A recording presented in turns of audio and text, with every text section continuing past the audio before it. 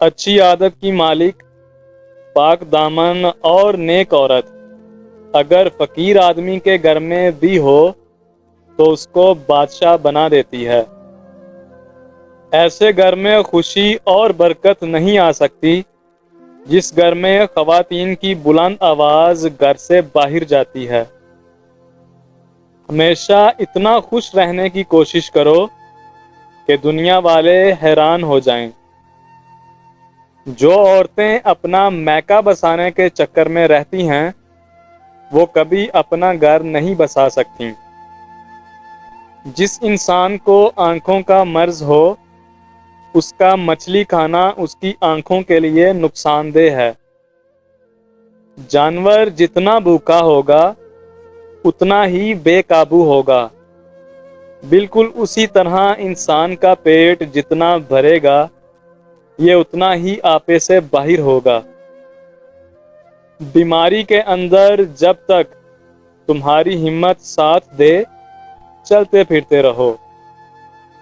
غور سے سنی ہوئی بات اور سنبھال کر رکھی ہوئی چیز ایک نہ ایک دن کام آ ہی جاتی ہے۔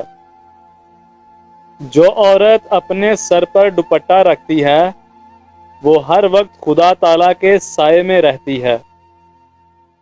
انسان ہمیشہ تکلیف میں سبق سیکھتا ہے، خوشی کے اندر تو پچھلے سبق بھی بھول جاتا ہے۔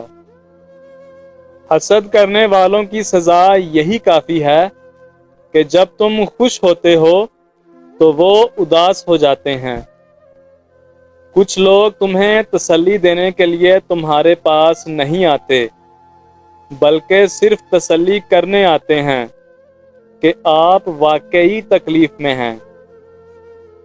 ایک بابا جی کہنے لگے، بیٹا زندگی میں بس ایک دھیان رکھنا، کوئی تمہاری شکایت رب کریم سے نہ کرے۔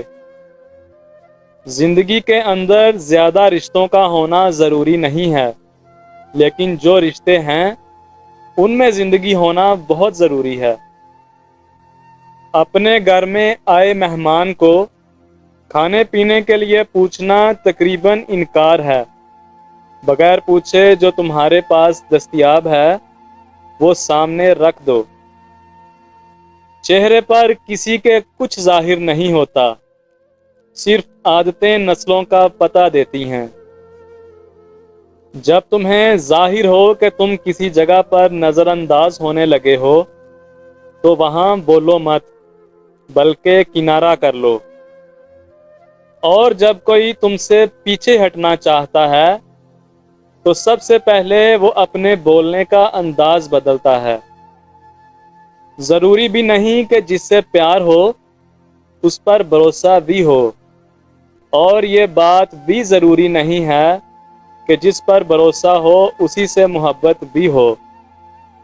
تمہارے بال گرنے لگے ہیں تو ادرک کا پانی لے کر اس میں بادام اور لیموں کا رس ڈال کر سر پر لگاؤ، 8 دن میں بال گرنا بند ہو جائیں گے اور نئے آنا شروع ہو جائیں گے۔